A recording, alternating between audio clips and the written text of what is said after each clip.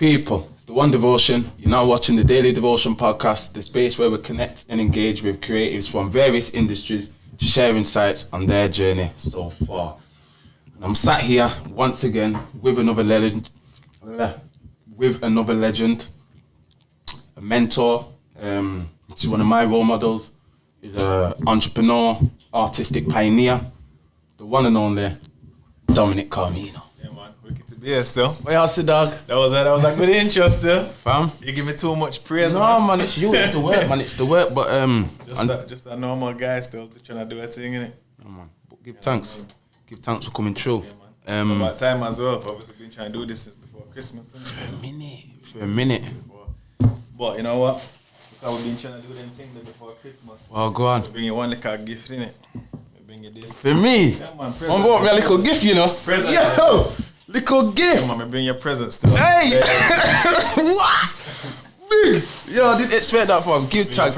My goodness! Rasta man thing, boy. Yo, what? This is mad. Yo, this is mad. This is mad. What's this? Little Christmas gift. One love. Red, gold and green. My guy. Yo, fam, give thanks. Yo, man, Rasta man way, man. Give thanks.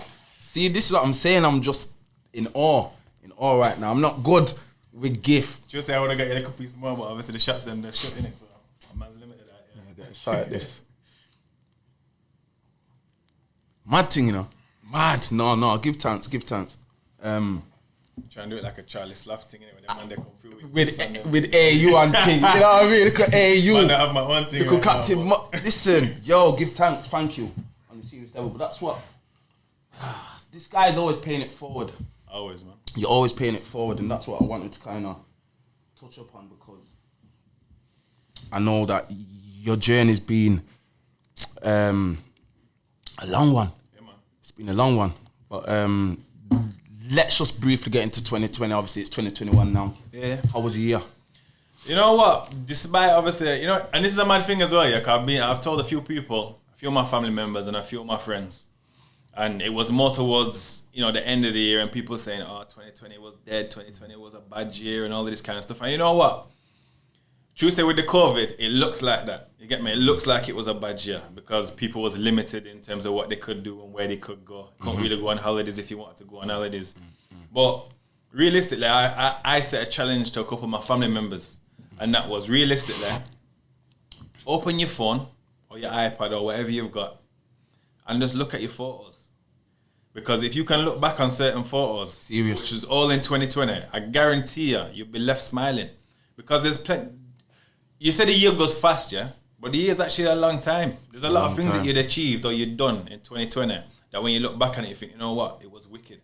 And you're only letting that, the short term of the COVID and the lockdown and that really kind of affect, man. But for me personally, 2020 has been easily one of the best years. One of the best. Of my life. And not just because of what I've achieved in that short period of time, or the opportunity, should I say, that I was given, but just generally in it, just opening your eyes and just living life just a bit more free in it. And it's supposed to be fair, COVID's got a lot to do with for that, innit? You know what I mean? So as much as I want it to go away, I'm actually kind of thankful for it in the sense of like, it almost is a restart button for set man's life, you get me? Because there was certain things you might have been doing before, or now you've got more time to kind of, you know, what do you call it? What's the word? Analyze really what you're doing. You can make changes, innit? Like even from a health perspective. What changes were you making? Because I seen a lot of things, the walking. Yeah, I think the walking was a big thing, innit? Like back in the day, I used to walk quite a lot. And then just due to laziness and one thing or another, you just kind of stop in it. Everything's like that bandwagon thing. Some people jump on something, you do it for a couple of months, and then that's it. You kind of fall off it. Yeah. And that's what it was. So really, it was. And I think the walking really started from a lot of people was doing Zoom calls and that for family members and, you know, grandmas and them thing that you couldn't go and see. And the walking was kind of our thing, innit? It was like, yeah, all right, we was doing Zoom calls, but to be fair, it wasn't really enough. Like, especially a family who are so used to being together and connected and that for us, I kind of suggested us going for walks in the countryside and whatnot, because The air's fresh, man. Yeah, the air's fresh. You know, proper. it's exercise. The family can still be together because we're out in the open. I mean, and when you're out in the sticks, you know, Babylon and them not out there. Not reaching over there. Babylon can't find you out there. They're not going to say you can and you can't. It's true. And everybody's doing the same out there, innit? It's just, I don't know, it's almost like when you really spend time in the countryside, I know this might sound a bit mad, but it's like life don't really matter, you know? You kind of realize when you get out into the open that when you're in a city life, you have all heap of stress, bills and, you know, all of them kind of things. But when you get in the countryside, it's like none of that shit really matters. You get me? Babylon, we call it. So that is freedom. You know what I'm saying? It's the escape. That's all it is. So you can spend a couple of hours out in the countryside and enjoy it, and then come back and have to deal with what you got to deal with, innit? It's crazy as well. I want to shout out Justine up north. Go follow her on Instagram for this merch. The North. Obviously, I say this quite a lot. Like Sheffield, being one of the biggest cities in the UK, gets overlooked for a lot of things. Yeah.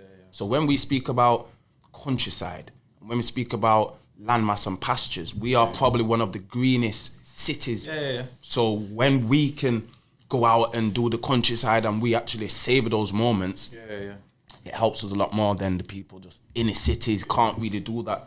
Like down south, they're all in high-rise or flats or apartments. Like all they can see across the road is possibly just other high-rises and other... Do you know what I mean? So I think we do have that up here. I think that's also, like you said, the 2020 in terms of what the changes. It's a conversation that I had with you a good few months ago as well. Yeah, I was doing the little videos and I told you about the idea of the first thought and your second thought. Yeah. And I suppose for me, from my own perspective, that's a lot of things that I wasn't doing. You get me? So through life, there's been a lot of things that I've probably wanted to do. And realistically, my brain saying, yeah, man, you can do that still. There's nothing that's stopping you. But then, you know, your second thought comes in. It's like, nah, man, you ain't got the skills for that. Or you ain't qualified. Or no one's going to want to see or want to hear that. So you don't do it. You get me? You just put it off. And put it off and put it off. And then really, 2020 was the kind of kickstart. To be like, you know what? We do have the time to kind of just try execute something. I believe I had the talent. You know, I've got enough experience for all the time I've been doing what I've been doing. So I just thought, why not give it a try? Because even when I've been into schools and I've spoke to, you know, young people and that, and even through my old job, you should never feel embarrassed about hearing the word no. You get me? No, never. Ever. Never. You just take it, and if you do hear it, maybe just in that one instance, it just wasn't the right time. You get That's why I think in terms of the highs, in terms of 2020 for me, and I think what you're kind of gearing towards is it was the year for kind of testing, execution. When we talk about being able to hear no, that's kind of walking into failure or into the unknown, saying, do you know what, I don't really know how things are going to work out, but do you know what, I've got the time, I've got the talent, as you said, I've got the right people around me to push that narrative. Just try a thing. Yeah, I suppose for me, realistically, it was more of a transition, innit?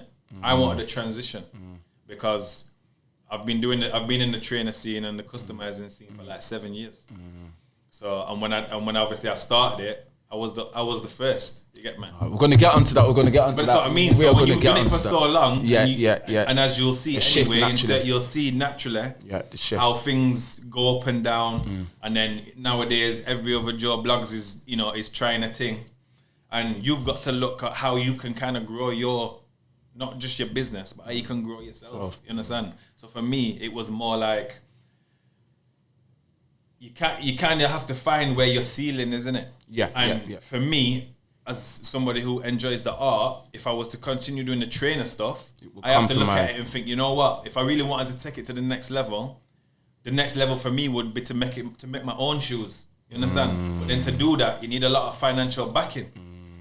And you know, from where I come from, it's true. I don't have that kind of support around me who could just say, you know what? Let me just fling 50 bags at it. And let's try and make a sample, or let's try and get that stuff cracking. You get me? So for me, it was more like that. Right now, I'm not saying that it could never happen, but I'm saying right now, in terms of the direction that I wanted to go, that's not really what I need to be pushing. You understand? And the custom thing, it's like, because there is so many people doing it. I'm not saying that I don't like the competition, because I do, and I'm all for more people doing it. Even when there's people in Chef who I know do it, or even friends of mine who wanted to get into it. They're even asking me, saying, "Oh, I've been thinking about doing it, but I don't want to step on man's toes." And I'm like, "Listen, it ain't stepping on. I don't see it as stepping on my toes. If anything, I will help you pay it forward. Yeah. I'll help you do whatever you need, expertise, materials, whatever it is. I'll give you the insight. I'll give you the knowledge because." For me, I'm already knee deep in the game. I've made my contacts. I'm making my money, so it makes no difference to me. You're not stealing no one from me. If anything, you're just making the scene better. You get me? And it's helping other people. So for me, from the artistic side, it was like realistically, that's what I want people to see. So that was also the transition towards the end of the year, and I'd been thinking about it for a long time, where I wanted to change my Instagram name. You get me? Wait, we're gonna get onto that, Colin. Man, licking our shots. Shots. Wait, I mean, it's where you get into it. Yo, it's been a long time coming. Yeah, that's the whole thing. So it's that transition. It's trying to get people, not necessarily because even those who do follow me, there'll be people who might be watching this, they don't even know about me, but people that, and there'll be some that do. So on my Instagram, I never ever used to post pictures of myself. No. It was just the strictly trainers. exclusive. People say, oh, and so there'll be people now, even like 6-7 years after, and they might see something like, Lord, I never even knew that was Dominic still used to do that. Because I used to keep myself away from it. And it wasn't because I didn't want my face on there. It's just because I just felt like people didn't want to see my face on there. So, let's go back. So obviously, let's say 2000 and what? You're Dom, I'm Dom. Dom 1, Dom 2, whatever. Thinks he's the GOAT, but he's not really. No, he is. Was that 2014? So, 2013. But let's go back before that. Obviously, I didn't really know you growing up. Like, we all was from But it's mad though, because we have the same, realistically, we have the same peer group. Yeah, it's mad. And about the peer groups, when the likes of me, Dylan, Kieran, Lewis, were Granville, Speedy was all at the hub, we would have, Speedy, rest in peace, G. Souza. I got some funny stories with Speedy, you know. When we listen, endless love. His father used to live on my father's block, innit? Okay. On Margate. Okay. It's still there. Yeah. It's still there. It's still there now. Stevie D. So back in the day, he used to come out and play with us, innit? Obviously, he was a little bit younger than us. Yeah. So he used to play. We used to play football on the front, innit? You couldn't kick balls. My father used to have 2 trees. You couldn't kick balls. You couldn't He used to have 2 trees, innit? He used to use them as a goalpost. Okay. So my uncles, my father's people and that, we all used to play and all the youths and used to come out, innit? And in the night time, he used to come home with Speeders, you know, going back to his father's yard. And my dad would be like, why you tell him to come around and we'll have some 2 food and that. So I shout, I'm like, yo, Speedy. My father said you can come for 2 food. Speedy just cut it. He used to go to his father and just knock on the window and say, yo, Dad, can I go to Dom's for some food and that? And then his dad always used to have like kind of a straight face look. Make sure you come back. yeah, make sure you come back. He said, I'll come knock for you later. He used to come, my dad, he used to order these massive pizzas and I used to just chill in the front room.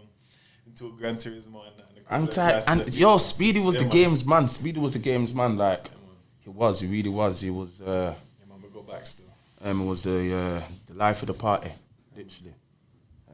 About your dad, even in that era though, 2002, 2003, when you were growing up, he was massive on the breakdancing scene. He was the guy who was like facilitating for young people. Always got energy, even on now. But from you growing up, how did that look like? Because obviously he's the guy, MC Nige, he's the guy. So how did it feel? Was it pressure thinking that I've got to do something good now because I've got a dad who's a figure in the city, he's got the kudos? Or was it kind of a thing where you thought, do you know what?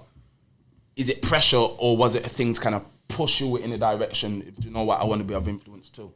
You know what it is, yeah? That's a mad question as well. A wicked question and something that I've probably answered in some ways before. Okay.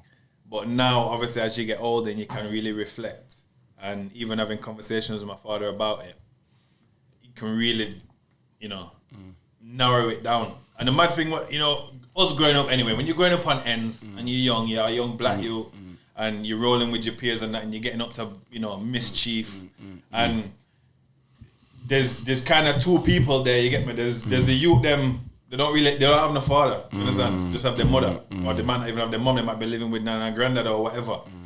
And they go off unruly, you understand? Because they don't really have that person who can say, my youth. Yeah.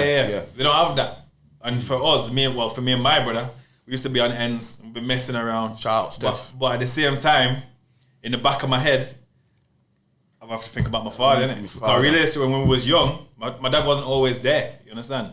Like he was in our, he's been in our life throughout. But at one time, you know, he's working away for months at a time, or you know, times was hard, so he couldn't come pick us up weekend or whatever it might have been.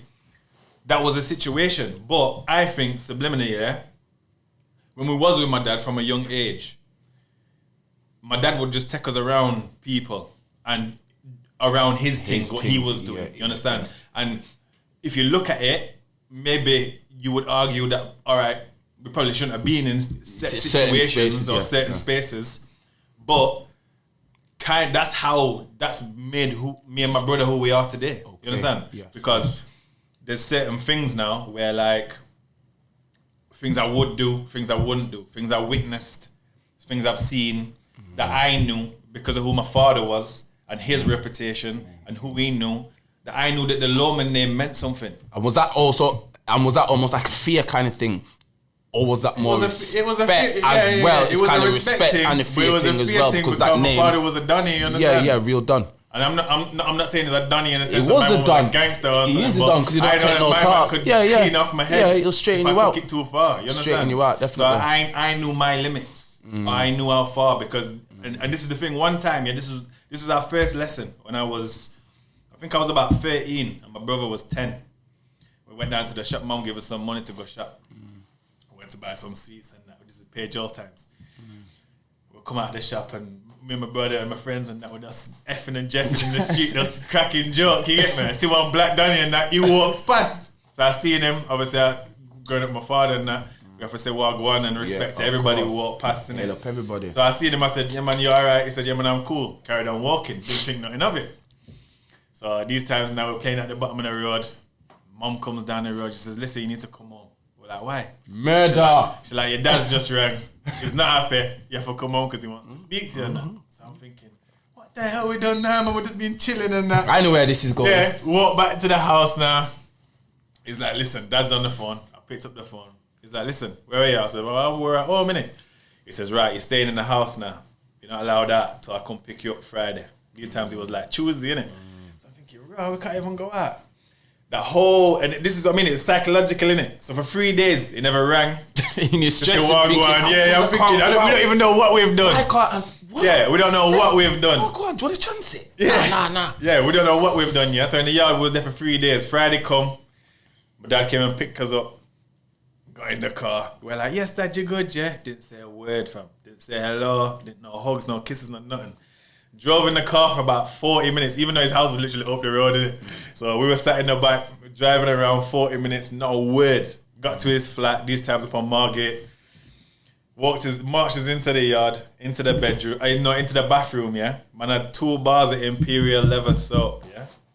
Told me and my brother we had to yam the soap. Wash out your mouth, my and then he told us that the guy who walked past was one of his brethren, and he had to ring my father and say, "Listen, I just see you 2 youth them swearing on the street." So it's for him, that was a disrespect because his brethren has rang to say, "Look, your youths are going off on a madness." So that was the first lesson. You understand? That was the real wake-up call to say, you know what? Anything I do on the road, it's documented. It's going straight back to my father because he knows everybody. So when you lot were growing up, say your teenage years, obviously I don't know when you moved from Pedro to the ends, but what were you, man, doing? Because we never really saw you, man. Like, really, we'd see you sometimes yourself, Joker. Yeah. It was a low-key thing. What were you, man, doing on the ends? Obviously not to... Yeah. exalt certain things, but like... Yeah, I'm not really... You was obviously still a sporty lad at the same time. Yeah. Like obviously, kicking ball we're kicking balls, we're chilling on the spot, crew them had a name and that. Yeah. But even then, but during that time, obviously we was around it and whatnot. But I myself, I can't say I was doing this and I was doing that, and try and portray something that I wasn't really doing, because at the same time it was like I knew my limits. You know what I'm saying? I would be around it and I would roll with man for certain situations. But then if I was there, it was more like I couldn't really go to the extremes that maybe others wanted to go. Because, like, again, I knew my father would bust my ass in it. So that really has been my blessing in the sense of that's really what's kept me away from serious trouble. You understand? Or, you know, kept me away from jailhouse and them thing there, innit? Shout out MC Nice. Yeah, trust me. On a real one. So obviously ends mischief, you know, rolling, doing whatever else, kicking ball, as we did. Yeah. Like, I know you over the say past 10 years or so, you've been quite artistic, you know. When was that interest like instilled in you? Have you always been into drawing, animation, art in itself, or when did that start? Again, it comes from my father still. See that? Yeah, it comes from my father, because when we was kids, my dad obviously they done the radio shows and whatnot, and done Chillful and SCR radio and all of that kind of stuff. But there used to be a festival in Sheffield called the Freedom Festival. It used to be down on Down Valley. And my dad, he would be the sound man. They used to have the stages and stuff. But my dad also used to have a little stall. So he used to do portraits back in the day, innit? He'd do family portraits for people. But he also used to do portraits of celebrities, so like Snoop Dogg, Tupac, them thing there, innit? And he used to sell them. When he used to do the shows, he used to laminate them and sell them for like 10, 15, 20 quid a pop or whatever. And kind of watching my dad draw gave me a little bit of a passion for it. And I never really knew I could draw till I was in school, innit? So we used to do art in school. And that's when I kind of really got into it. And I think that's more so, I kind of like art because of the way my brain is set up. You understand? I'm not an academic. Even though I've gone through school and college and uni and them thing, I'm not an academic. You understand? I barely pass through, but that I do enough to get through. So I've never been an academic, but art has kind of been where my brain is just at ease. You understand? So even when I was at school, I didn't get no GCSEs. One, because I didn't apply myself enough. Two, because it didn't work for me. Or three, just because I didn't really think that school was important them times. You get me? So it was just like, oh, bunny, I'm not bothered. You get me? Sure. So I never got no GCSEs. But the one GCSE I was supposed to get was art. Yeah. So I was supposed to get A+. Yeah. And chose on my final thing, what I wanted to do, smashed the art thing. But then a part of, to get that GCSE, you had to do a write-up thing. Okay. You had to explain and all of that kind of stuff. I couldn't be bothered with that. Yeah. But them times there, when you're asking for the support, they just think like... Yeah. He's lazy. He's lazy. He's got no on. Yeah, it's last minute, so obviously he don't want to... So obviously I never got a GCSE for art, innit? And that's why I kind of put it to bed. Once I left school, I got disheartened by it. I was thinking I could never be an artist, because if I can't even get GCSE, then what hope have I got? So that's why I started doing other things. You get me? So when I met you, I was, let's say 2010, I think it was 2010, we went to Hillsborough College. Yeah. And I met you at a time where I was just going back into college. So about 19, I was going back into college, and it was a mature courses, you know, excess course, mature students, fast track to uni. But there was no one that looked like me. There was the youth them who were coming up and little unruly, and there was you, and I was like, wow, that thing, you know. But only about 2-3 years, but he's also in a position where he's trying to excel at certain things. As he's saying, okay, he wasn't that academic. So what was it like at that point, being one of like the olders, but not on the ends or not doing certain things, actually going back to college at that late stage in life? Because fam, like when I see that, I thought, no, I need to get my head down. And certain times I weren't turning up, I weren't doing my coursework. I always had this, but like, yo, fam, look, like, it's possible kind of thing. So why did you choose to go back to college to study if it wasn't really going to be art? Because it was academic. Yeah. Well, you know, it was, obviously school was school, and you know, I weren't really in lessons too tough. I weren't concentrating. I was getting kicked out, all that kind of stuff. Yeah, but in the last year of secondary school, one of my aunties, Auntie Ann, shout out Auntie Ann, she passed away in the final year of school, and she was battling cancer for like 12 to 18 months. So a lot of the time, she used to be in a hospice, St. Luke's Hospice, innit, not far from my school. So a lot of the time, I used to go to school. I used to like sign in on the register, and I used to bunk off in it to go down to the hospice, chill with her. It's only right. She never said nothing as well. She never used to tell my mother. She never used to tell my nanan. I used to go there and chill with her, because to me that was more important. You get me? Was to be there with her, and it was kind of her who said that I needed to change my ways and do something with myself, innit? So it was kind of from there, really, when she passed away, that was like, you know what? change that trajectory in your life to kind of thing. I've grown up, you know, in a single parent household with my mum. You know, my father's always been in my life, but like I said earlier, it was in and out. The aesthetics of it was, and even my father could agree that obviously, my mum obviously was, and I've watched my mum have to work 2 or 3 jobs, you know, to keep food on the table, keep the roof over our head. It's relative. So it was kind of a bit of a disrespect for me, not really to try and apply myself, having failed at GCSEs. So it was kind of from that I was like, you know what, I have to go back to college and try and apply myself, innit? And that's the thing though, because that's part of the journey, innit? When I've spoken to students in schools, I say it's not easy, it's not easy road. So you imagine I finished school in 2004, 2005 or whatever, yeah? I didn't actually leave college till about 2013, 2014. Done, yeah? Yeah, so all of that time, you imagine I've ended up going to college in like 2006, yeah, and I ain't left college till 2013, 2014. Yeah, it's a long time. It's a slow burn. So I've been in education that whole time. My whole life has just been education, and not because I've wanted to be there, but it's because I've had to go through all of them them stages just to get some form of education, and even at the end of it, I didn't even follow the route of what I wanted to do anyway. Yeah, so. Obviously, you had a lot of factors that made you pursue that educational career. Yeah. But as you said, that didn't even end up being what you wanted to kind of pursue or did end up pursuing. Yeah. So, but at the same time, you were also like a spokesperson in the ends, from the ends. Yeah. Obviously, still like youth work and community-led. How did the man them take that car? Obviously, it's good to see people who look like you doing good things, but at the same time, it's kind of like us, man, are from the same pot. So, like, we live and we die in this space. Yeah. So when you started to do other things, which I'm going to touch upon, what was that reception like from the man them? I won't say it was hostile, but at the same time, it wasn't really like supportive. Yeah, it wasn't supportive. Yeah. And I suppose a big part of that is because obviously we wasn't living on ends no more. Mama moved us off of the ends. We was living in a more like posher area, and I wasn't going on ends every day. You know what I mean? I wasn't chilling on spot. I wasn't going to places and doing stuff. I wasn't reaching man every day.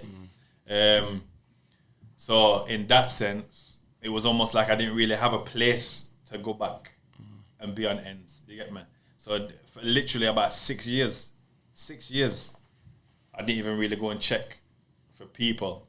So during that time, that was my education. That's what I'm saying. So them 6 years, that period, really, I was only seeing man if there was set man left in college. So that 6 years, we're talking from, say, what? Like 05. 05 up to 011. Yeah. Then you had your college. Now fast forward to 2013, when I'm working in Foot Locker, and you bell me like, it was my first day.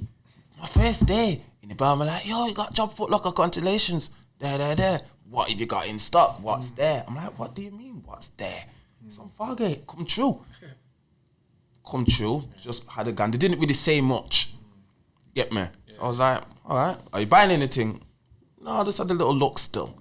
So I'm thinking, all right, bless. This man's first day. He's not even trying to buy a little hook up or a little. Dylan can speak on that. So I believe when you started to do your trainers around that time, you was the first or one top 3 in the UK who was actually pioneering this custom game. Like, were you? Yeah, I would say. I'm not even gonna say big-headedly, but I would say I'm number one. Or I was number one. Yeah. In the sense of I really kind of took it serious in a way to blow it up to kind of help the UK scene. The UK scene is what I would say. Yeah, 100%. And it happened organic as well. 100%. And what it was, there was like a young Donny from London, and it was called at the time Kicks on the Moon, innit? Yeah. And he was doing a couple of pairs and that. Harachis, I think. Harachis was the one. And I was following him on Instagram. And I just messaged him one time. I said, yo, look, I like these trainers, man. You wicked. You're the only person I've seen in the UK doing it all the big dons are from America. States. Yeah. I says, I'm getting into it myself. And I said to him, I literally messaged him, I said, look, I'm coming for the number one spot. You understand? Dumb one. Yeah. I don't want to be second in the game. I don't want to, you know what I'm saying? Yeah. And it wasn't even on like a dickhead thing. Yeah, it's just, I'm coming for that spot. Yeah, it was competitive. Yes, competitive nature. Yeah. But as a positive one, you get me? Like to push each other in this thing. And he messaged me back. He was like, "Yeah, man, cool. I like to hear that. And let's just see what go on in that." And it was good. And literally, I stuck to my word. I worked hard for that first 12 months. I was building my profile. I was networking with people who I felt either added something to my profile or could kind of really build the brand awareness. And yeah, within like maybe 12, 18 months. Number one guy, bro. I remember, yes. And he stopped. And you know what it was? He stopped as well. He had to cut out now. Stopped. Had to cut out.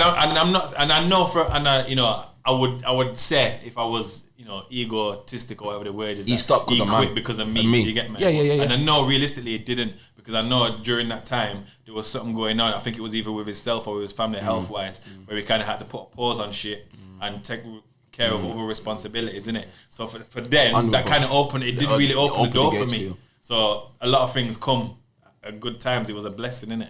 Talking about collabs, one of your first collabs I seen was with White Yardie. Yeah, that was a madness. This was a time where obviously he's been in the game from time. Yeah. Big up White Yardie still.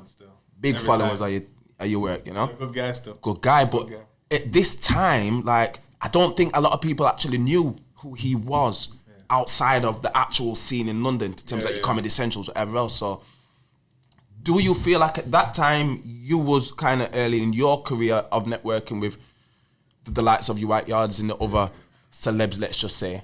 Yeah. Do you feel like you both helped push each other? Like, obviously, I think he helped me massive. Yeah.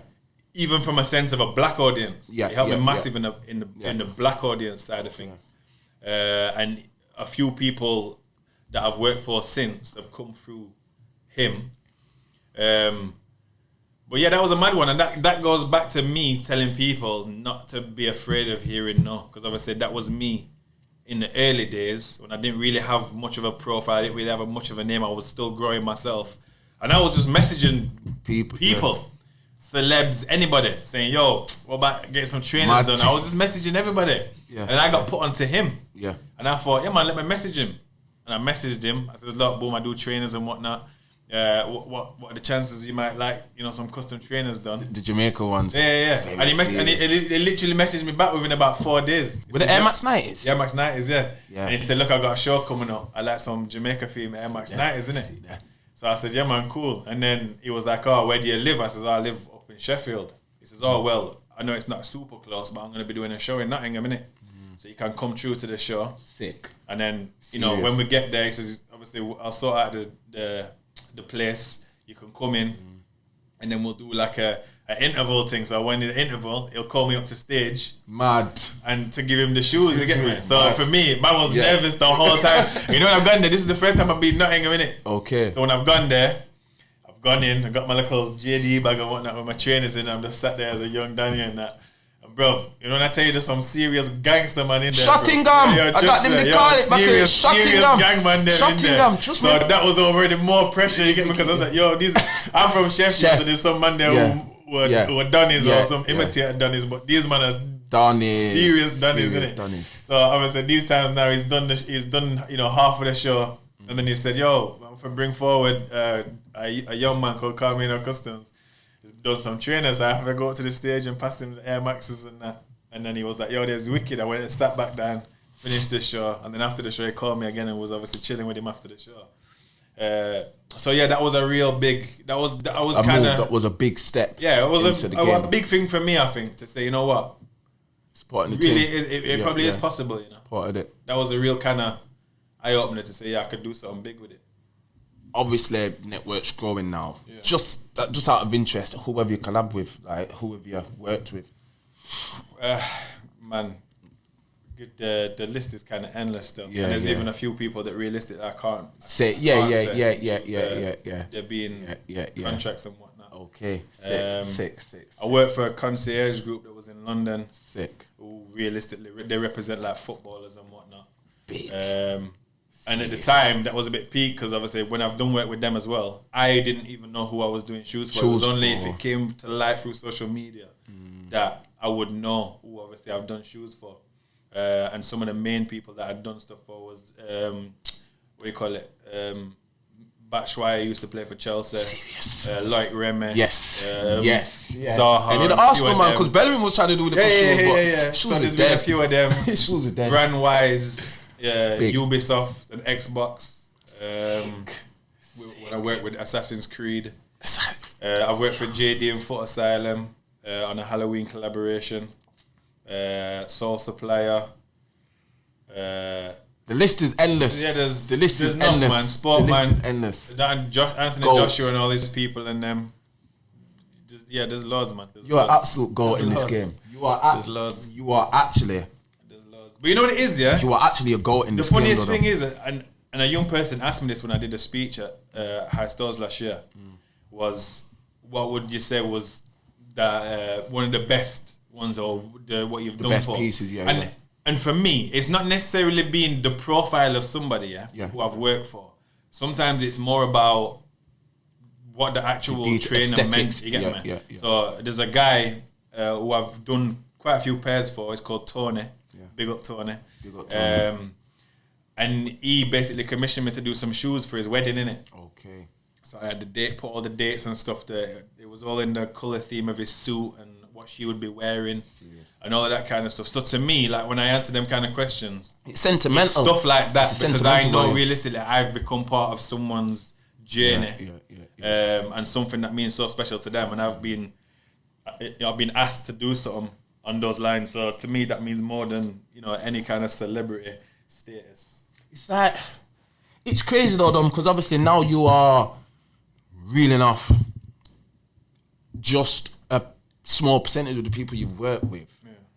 I'm seeing pages on Instagram, and it's not a numbers game, let's have it right, but in some elements it is, because that's how people notice you, and that's how people measure how good you are or how valuable you are to them, as we know. And a lot of people fall victim to that, because I was one of them. In the early days, I was one of them. So it's like, I'm seeing pages that have come years after you, and they've got blue tick accreditations, they've got 100K, and I'm thinking, yes, what they're doing is good, but I think the person who we need to pay homage to, UK-wide and obviously internationally in some ways, is yourself. So how does it feel knowing in yourself that, do you know what, I'm a pioneer in this field, but I'm not really, no, even though you are, how does it feel being like not in the Instagram world famous or like crazily accredited like all these other guys who come 5 years later?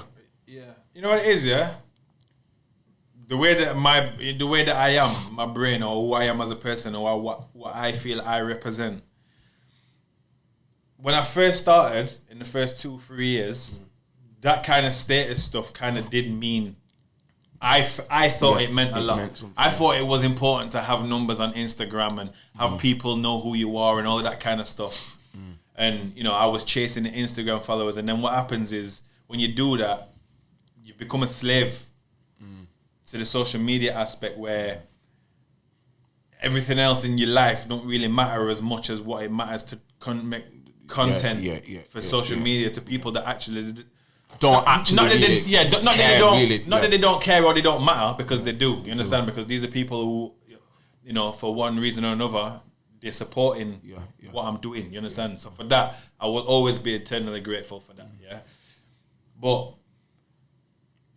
to me, it was just kind of, I don't know. I've just never I never got into it for fame. That's the main thing for me. What I would always say, it started as a hobby. It was just something that I thought, you know what? Let me have a crack at it, because I'm good at art and I love trainers. So let me just try. So, and there's people like you said who've got blue ticks, who are certified, who have been around in the scene for 2 minutes, but they've got X amount or whatnot. And a lot of that comes from financial backing. Either financial backing, or they just happen to know someone who knows someone who's shot them up the ladder. You get me? And for me, from day one, I've done it organic. I'm not paid for no advertising. I'm not paid no man to help support it. Yeah.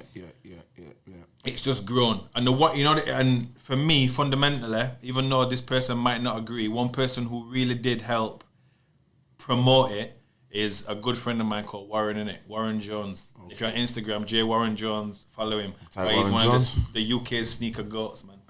And he was a big one. And this was from back in Size days on Division Street. And I used to go in there and chill with the people. Yeah.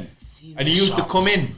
He used to come in with his brethren, and when I used to be chilling in there, because that was just a social spot, we used to go in there and chill there for hours. And this guy used to come in with his brethren, Corey, in it. And these are grown men from us. We were obviously way younger. And he used to come in looking fresh, everyday outfit on fleek. You get me? And he's wearing the baddest trainers. I'm like, yo, who's that guy? They're like, oh, this is Warren Jones, innit? Comes from Leeds sides and that big collector in the game. And I remember, and he was the guy. He was the guy who kind of put me on the map. Because when I made the Hirachis with that gold leaf stuff on. Serious. And it was a UK 9. I bought that one from you as well, innit? And I said to... And at some point... And I needed a UK 9 model. He was using me to get crepes. Yeah. So I needed a UK 9 model. Or someone who had stature. You get me? Yeah. And there was a girl who used to come in. She says, oh, that Warren Jones, he's a UK 9. So I just messaged him on Instagram. I said, look, bruv, I've seen you around in Sheffield in the sneaker shop. And you know a few of the same people I know. What are the chances you could potentially help me with some photos? I've got a pair of shoes, UK 9. I know you're a 9. If you could help model them just to promote the profile. And he was like, yeah, 100% down. He didn't know man from Adam. It was just a quick reach. Just but now he's become one of my best friends as a result. Because it's a true brotherhood. And he's the one who really helped the growth. Propel your growth. I owe quite a lot to that guy still. Shout out Warren Jones. It's one of the things you're saying about I never did it for the clout or the numbers, even though obviously a percentage comes with that organically. It's about the relationships that you build with the people. Because you know what it is, It's about the relationships. Yeah, what I would say, the followers don't make you money. You understand? The people who you build relationships with. Yeah. 100%. Your networks, who you connect with, and that's what it's about level. for me. Yeah. And as a result, obviously my Instagram now, I went from the height of having like 80,000 followers in it. And then what happened was I got to a point where I was like, you know what? I can't even be bothered with Instagram. I can't even be bothered to be posting every day to give people content all the time. I wanted to take control of it for myself and be like, you know what? I'm going to post stuff when I want to post something. There's something that I feel is worthy of getting posted. Because there's bare things that I do here and I take photos of all the time, but I don't post it on my social media. And then people will be like, yo, are you doing it no more? What's happening? Blah, blah, blah. I'm like, bro, man's still there. I'm working harder than ever, but I'm just not putting it on the social media, innit? And as a result, things just started to crash. But that's what I'm saying. That's where people of maybe a more fickle mind, or think, gosh, the world's ending. You say, my man's thing's crashing because his followers are dwindling, or he's not posting as much, or he's not giving us the content, which in their eyes means that my man's not doing as well, or is not succeeding. Where realistically, by me not posting means that I'm too busy working. You get me? So, where were you getting your trainers from? Not to give away all your sources, obviously, but just normal trainer shops. Just was it like a buy and sell? What, eBay? Have you travelled as well to like America and them thing there to get trainers to do specific projects? Like, okay, then if you've got a commission and they want a particular trainer, how does it work? Is it you who finds a trainer for them, or is it them say, I need this trainer but I can't source it? 9 times out of 10, it has to be me who sources it. Yeah. How hard is it to source though? At times, like, it can be difficult because sometimes it comes down to the size that the person wants. Yeah. I mean, I mean the rise in stuff like StockX and all of that kind of stuff is. It's a good thing, but also from a customer standpoint, if they say, "Oh, I want this shoe in particular," it might be $8, and they've seen it. They've seen it on StockX, for example, and it might be $1,000. Yeah, and then they say, "I want that shoe, and I want you to do this and that," and I'm like, "All right, cool," but you're not buying the shoe and providing it to me, so I've got to source it. So then, if I'm ringing up my people and saying, "Look, I need this and this size," and they come back to me and say, "All right, cool, but the shoe's gonna run you $1,400." So when I have to take that back to the client and say, look, this is how much the shoes it's going to incur that and as they're well. like, oh, but why is it so expensive? And I'm like, all right, cool. You can go through the StockX route and you can buy the shoe yourself and wait 3 weeks and then pass me the shoe. But you need a job that needs doing for a timeline, with a certain time scale. So I need to get that shoe, then I need to do the work, and then I need to ship it back to you or bring it to you personally. So all of that time scale, if I can get that shoe tomorrow for $1,400, but you are gonna have to wait 3 weeks to get it back. You understand? Yeah. So all of that, they're the little things in the business that people obviously have to understand, because it's my time as well, and not just my time. It's my people's time for them to source it. Their time's not free either. You get me? So there's all of that. So I'm going in shops. I'm coming Foot Locker, JD, whether I know people or I don't know people, or I'm ringing, people that I know resell or have got stores in, other parts of the UK, and I'm ringing them to see if they can get it. 9 times out of 10, I'm successful. If I can't, then the people have to get it themselves, innit? So it's mad when you speak about obviously having to link my man or speak to this person and try link the shoe from here and there. Obviously that shows a vast network. Yeah. But that also shows different tastes, because obviously everybody's going to have a different aesthetic to what they like. Yeah. What's your style? Or is it a game where you have to be versatile? Because I see certain, unlike your page, or not page, unlike the work that you do, which is more personalized tailorship, if it's fair to say, there are pages that just do the brand stuff. Like I see, like Air Forces have just splashes on them in different colors, the paint splashes, or you might have the brands like the Nike Supremes. Have you got a particular style? I wouldn't say I have, but I would say what my whole ethos was from the early days that I felt really built my profile was that I created an impact factor. I created a wow factor. A wow factor in the sense of I wasn't there trying to paint portraits on shoes. I weren't trying to put animals and other cartoon characters on shoes. I wasn't trying to be that person. It was pure tailorship. Yeah, because everybody could do that.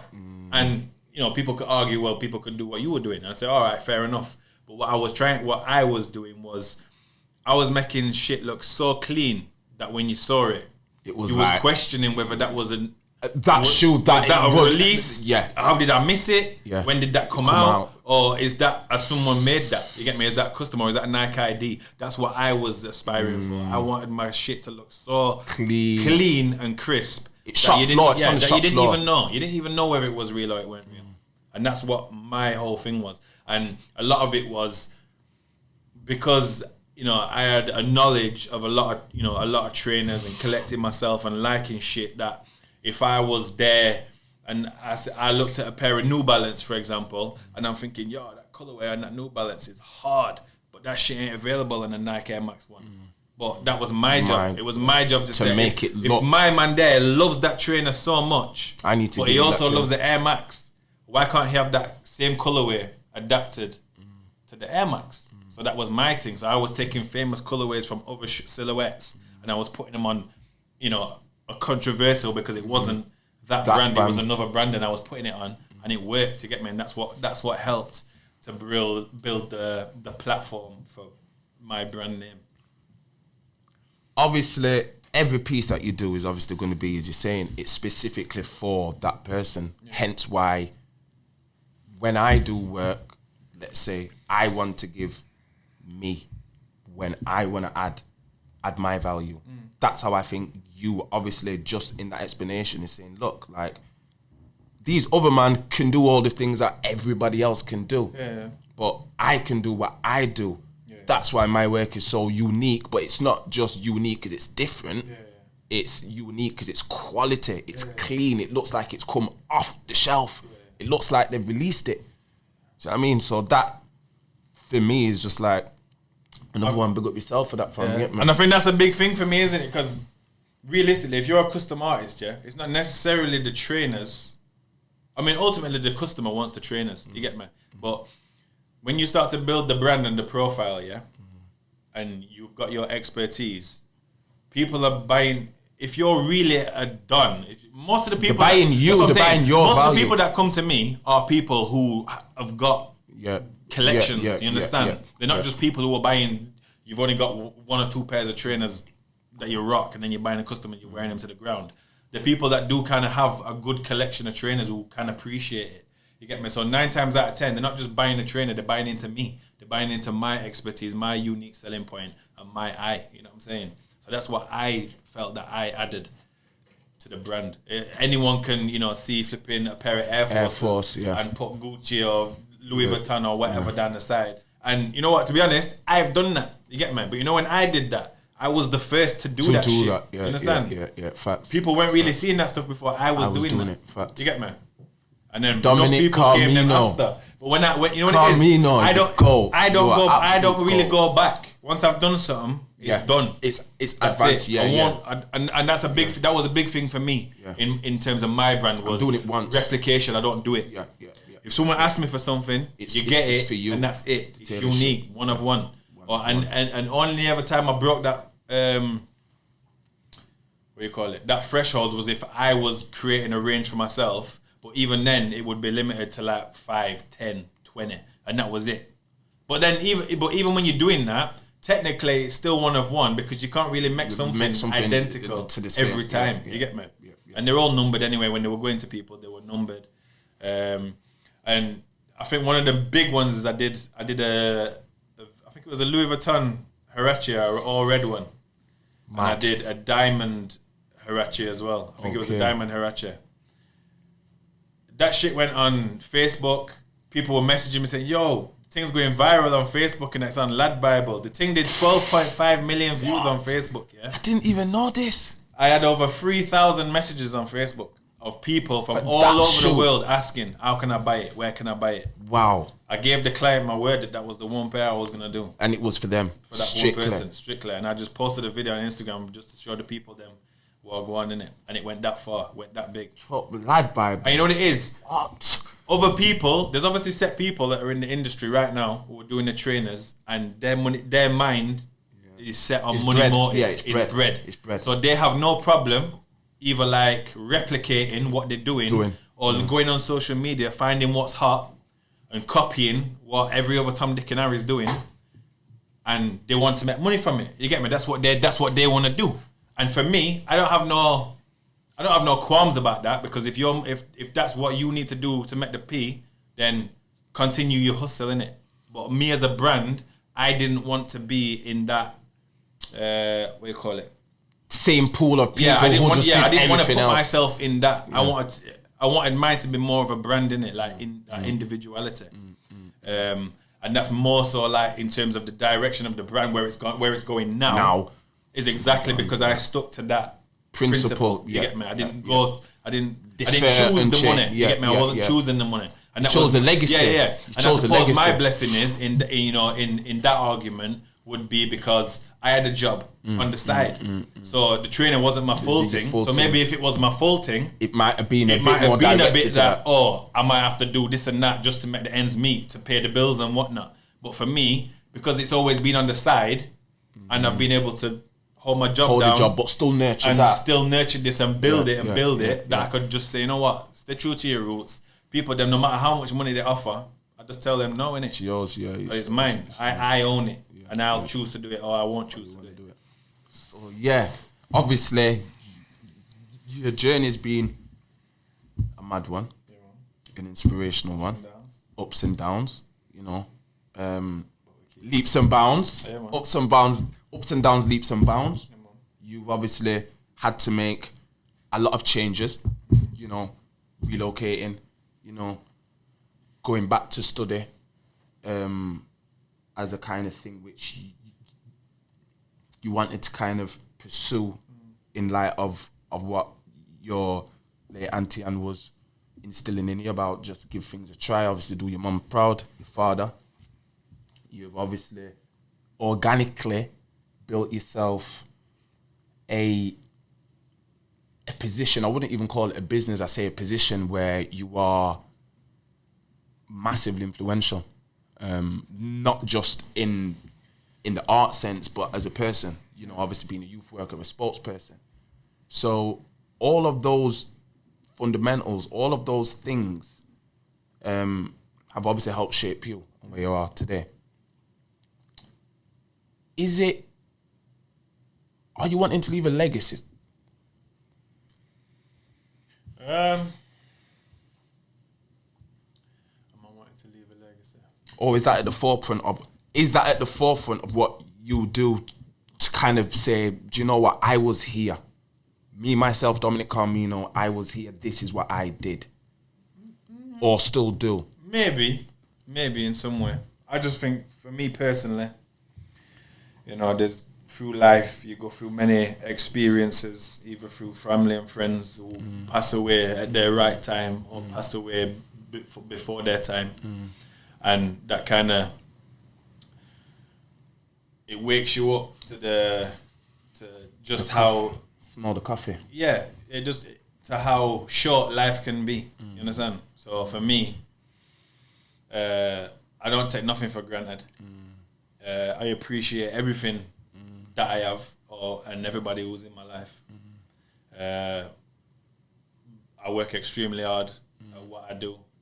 I always thrive to give back to other people or help other people. Always paying it especially forward. my friends and my family who's in my circle's really small. Despite how many people I know, I keep my circle tight. You get me?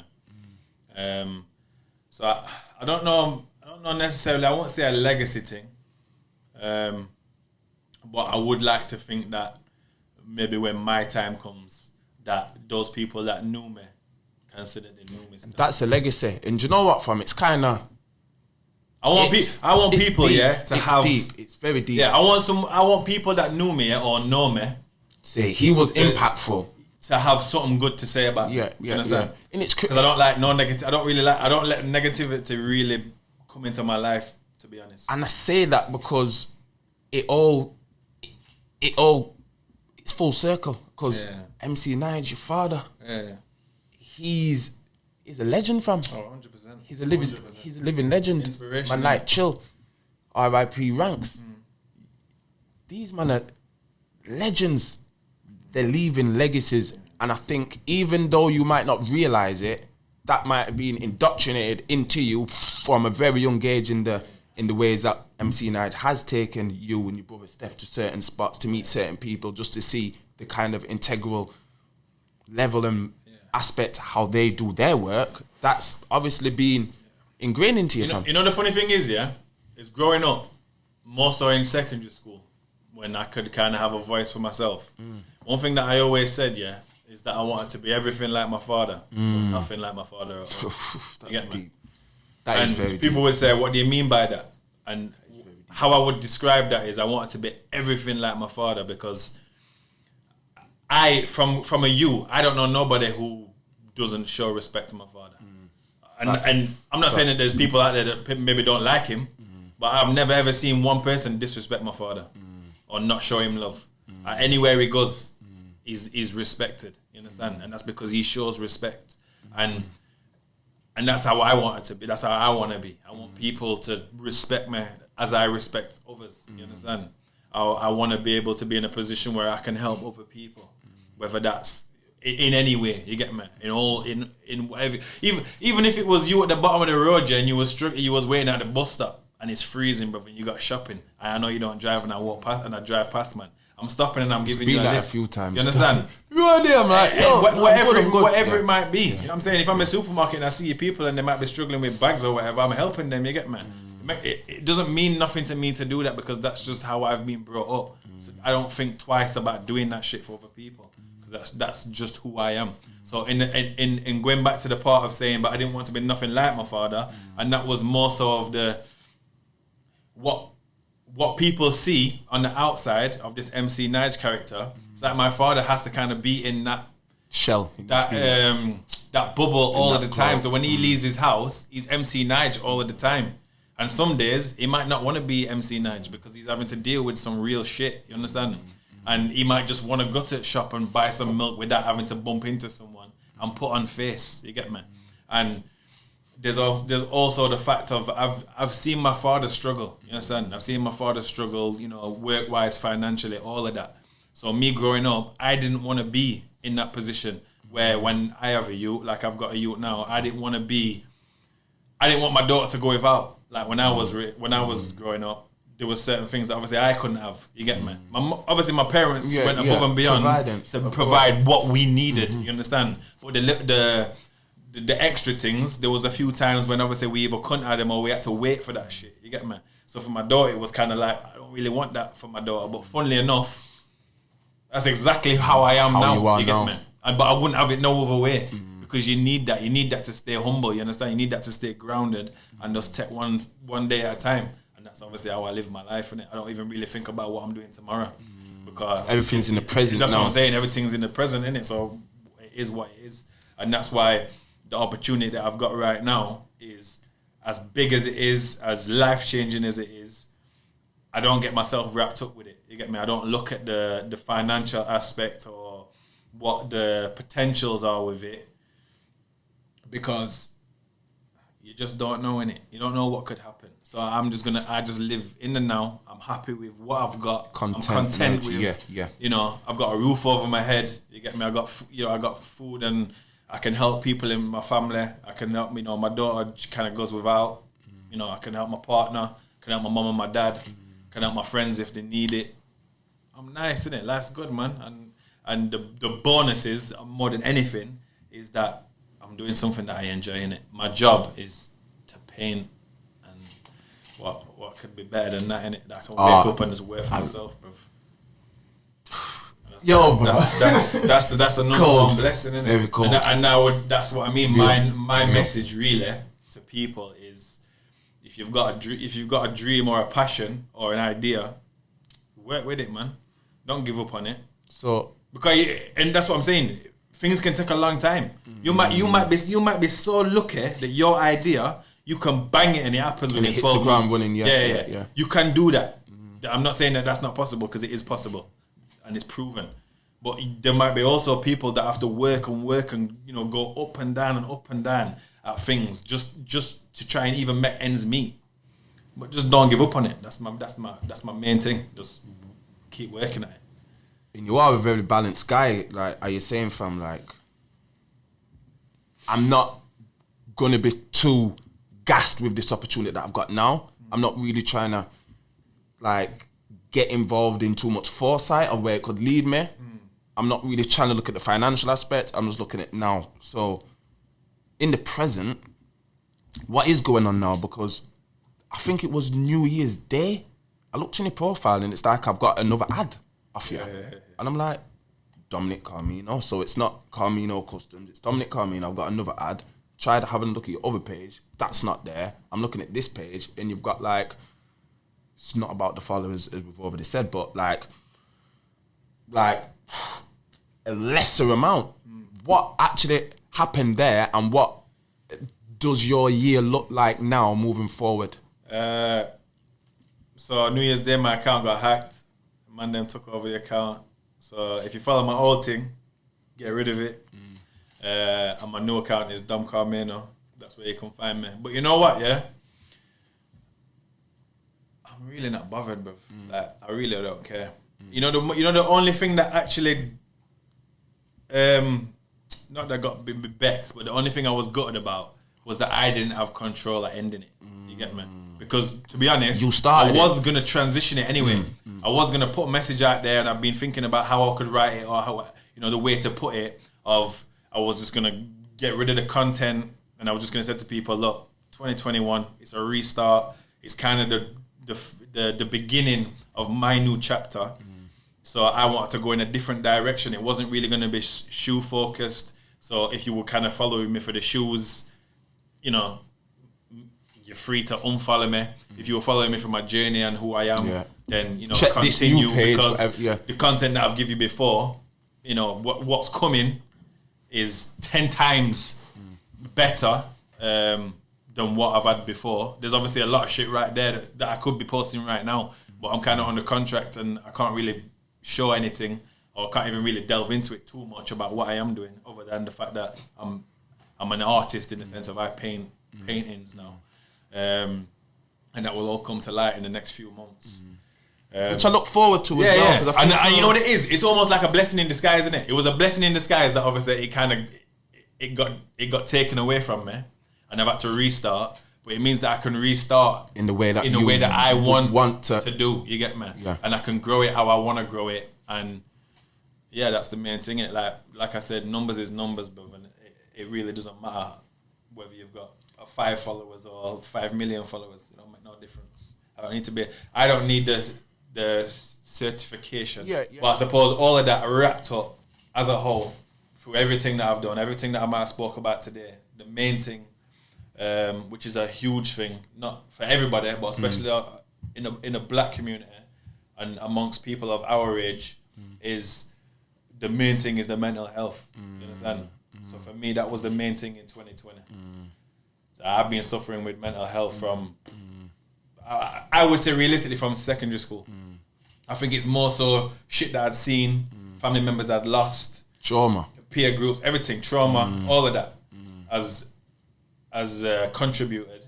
And not just that, is that you imagine you're going through all of that shit, and me as a people person, I've just took on everybody else's shit because I wanted to help everybody else with their stuff. You understand? So I'm not actually dealing with my own stuff because I'm too busy helping everybody else. You get me? So for all of them years, I've just like suppressed it.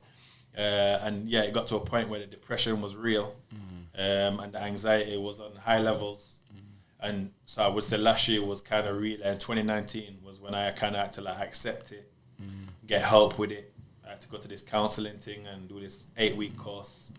And that was kind of really the kickstart where I just stopped and thought, you know what, from now on, I'm going to focus on shit that I want to do and shit that I enjoy in it. So, and I know obviously we're strapped for time, so part 2. No, it's not even that. Part 2 is coming, because there's enough more we can delve into in it, and today's kind of been more of a touching, overlook, touching into overview. Certain things in it. Obviously, a lot of stuff with the, with my youth work side of things that we need to touch even upon a bit more into the journey and that and the work wise. So obviously, if you need a part 2, come on, man, part 2 every time. But like I'm saying, bringing more gifts as well, with the shops back the open by no gift, man, no gift. But like I'm saying, I appreciate a lot them, and obviously, a lot of what I just like is just knowing what people's journeys were, the mentality throughout that journey, the ups and downs. And because I know you personally, I can say that's played a massive role into my life, hence why I did local youth work, I did whatever else and went back to college to do that, and I'm not even in that space anymore, but I have people like yourself to look at and say, well, he did that and now he's doing something else and he's massively influential from, and there might not be a lot of people that say it to you, because as we know, the ego side of things is males, black males particularly, we don't really want to give people the flowers. See me? Me not give you no flowers still, car. But yeah. Can't give me lucky fox. Yeah. two piece of chicken. No man, I tell you how to deal with it. But on a serious level, there are a lot of people who you have touched through just your existence, moving forward, your work, your art, in your person. And I just want to give thanks for coming through again, dog. That's appreciated, man. And that's the thing, innit? For me, I've not even, you've asked me to come through and do this, innit? And it's not even, I haven't even done this for me. I mean, I haven't done this for my own, what do you call it? My own reputation, my own, I did it because I seen you doing something, you're starting a journey, you're doing something good in it. Give thanks. And I wanted to come and support the thing. And you're the first person out of many people who've asked me to do interviews on podcasts. And that. You're the first person. Thanks. It's not being easy, bro. I don't like to be on camera. No, it's true. I'm the same. But yeah, I like it. But it's rated still. Thanks for having me still. No, give thanks. And just to roll off, if there was anything you would say, obviously being for context, you've obviously been in the limelight, see numbers, not really being too bothered about it. But as a creative, being in the creative field, what would you say would be one of the most important things to stick by as a creative entering a space like that, into like the social space, whether it's art, whether it's dance, whether it's music, it's all art, but what would you say, obviously being in that field, are the fundamentals to kind of just live by despite what's going on around you? I'd say more than anything is just staying true to yourself, innit? Just staying true to your own values. I think no matter what you're doing, there's going to come a time where you're going to have to try and adapt. You're going to have to try and take on the expertise of others. You might even have to try and, execute your plan in a slightly different way to get you across the line. But ultimately, you don't stray too far from your own vision and your own plan in it. And that's the fundamental. Just don't sell out, because you will realize that whatever it is that you're trying to do, you represent a lot more than just the thing that you're trying to create. And deep. I think that's what it is. And I think, you know what? One of the main things as well was the fact that because I had a job on the side and I was working with young people, it was that was a big motivation for me, because that was me doing what I was doing with the trainers and trying to create what I wanted to create and succeed what I wanted to succeed in was in a way I was actually doing that for the youths then, because I'm working in more deprived communities. I'm working with kids that don't maybe come from households with not as much disposable income and not a lot of opportunity in the ends. So for them to kind of have a youth worker or someone as leading a mentor from the to front, see, to say, you know what, my man's doing this and he's doing it the right way. You get me? So that was empowering at the same time. That's what I think it is. That's what my thing is to empower. Is to try and just get people to see that you can do it on your own, innit? You don't need everything. You don't need all heap of money. You don't need all the contacts and all that kind of shit. With hard work, you can do it yourself, innit? And that's it. Give thanks. Tell the people where we can find you. Right now, you can find me on Instagram. As I said, Carmeno is the new channel. That's kind of really the only place. Facebook, but I don't really use Facebook. Yeah, so just follow me on the Instagram. And that's it. Yeah, that's where you can find me. Yeah. My brother. Take time. Coming out soon. Give thanks for coming through. Untitled Dizzle on the buttons. There, yeah, man, we're there. Don't worry, dog. Alright, cool. Untitled Dizzle on the buttons. Untitled Hates Tarantino on the cam. Yeah, man, every time. Love all the while. Respect, fam.